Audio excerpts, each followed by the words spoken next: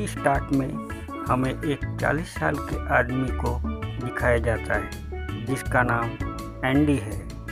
वह नीचे के अपार्टमेंट में रहता है जो करीब 20 साल पुराना अपार्टमेंट है। उनके पास एक्शन फिगर और वीडियो गेम का विशाल संग्रह है। जैसे ही वह सुबह उठता है तो उसके साथ साथ उसका एफिल टावर भी उठा होता है। वह पेशाब करने के लिए संघर्ष कर रहा होता है। फिर वह अपना नहा धोकर ब्रेकफास्ट में आमलेट बनाता है। वह बाहर आता है और ऊपर के पड़ोसी और उसकी पत्नी के साथ बातचीत करता है और अपनी साइकिल लेकर काम पर निकल जाता है। वह एक डिजिटल वीडियो शॉप में काम करता है। वह वास्तव में बहुत अच्छा आदमी है, लेकिन उसके सहकर्मी सोचते हैं कि वह अजीब है। उसका एक दोस्त उसको पोकर खेलने के लिए रात को बुलाता है। एंडी मान जाता है। फिर वह अपने दोस्तों के साथ रात को पोकर खेलने के लिए चला जाता है।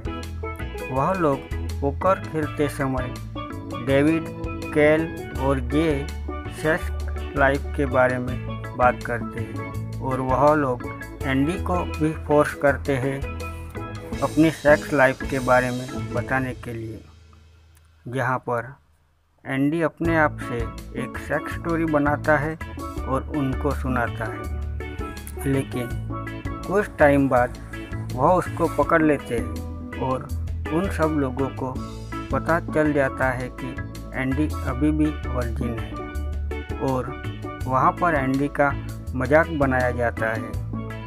वह शर्म से घर आ जाता है। फिर वह अगले दिन जब शॉप में जाता है तो उसे पता चलता है कि डेविड, कैल और जे ने उसकी वर्जिन होने की बात शॉप में फैला दी है। एंडी को बहुत शर्मिंदा होना पड़ता है। लगातार उसका मजाक बनता देखकर वह शॉप से बाहर चला जाता है। लेकिन डेविड को मालूम पड़ता है कि उन्होंने इसका ज़्यादा मजाक उड़ा लिया है। वो एंडी के पीछे जाता है और उसको शांत करता है। वह तीनों एंडी के साथ मिल जाते हैं और दोस्त बन जाते हैं। वह तीनों फिर कसम खाते हैं कि एंडी की वर्जिनिटी लूज करवा कर रखेंगे। फिर वह एक नाइट क्लब में जाते हैं जहाँ पर बहुत सारी लड़कियाँ होती हैं, जिसके बाद लड़की को पटाने के लिए बोलते हैं, जहाँ पर एंडी बहुत हिम्मत करके एक लड़की के पास जाता है और उससे बात करता है और वह उसे बात करते करते उसको इम्प्रेस भी कर देता है। लेकिन उस लड़की ने ज़्यादा ही शराब पी रखी थी।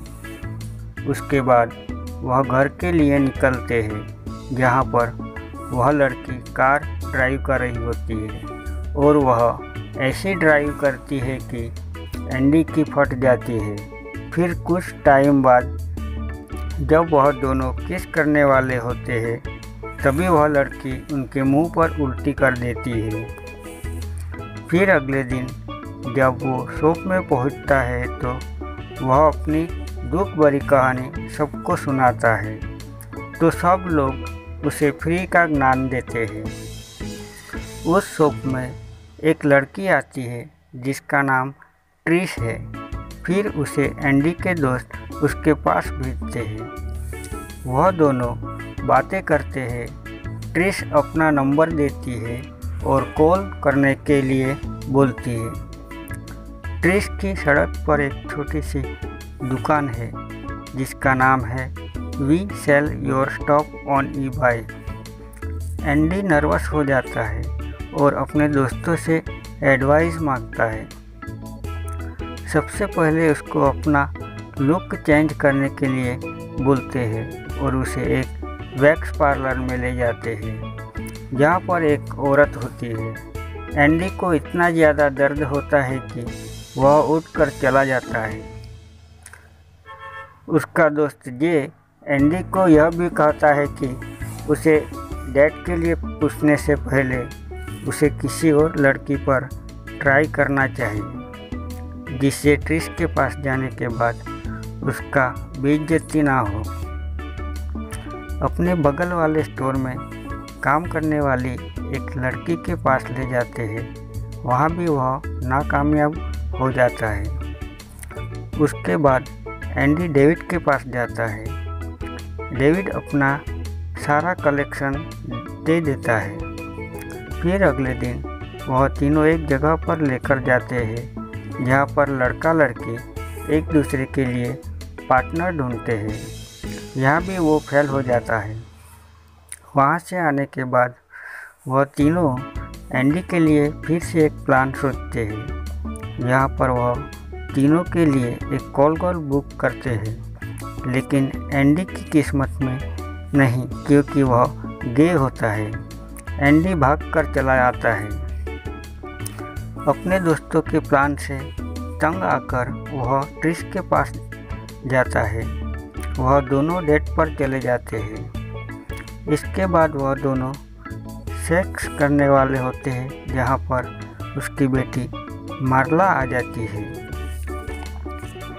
ट्रिश का सुझाव है कि वे सेक्स करना स्थगित कर दे और एंडी उत्साह से सहमत है।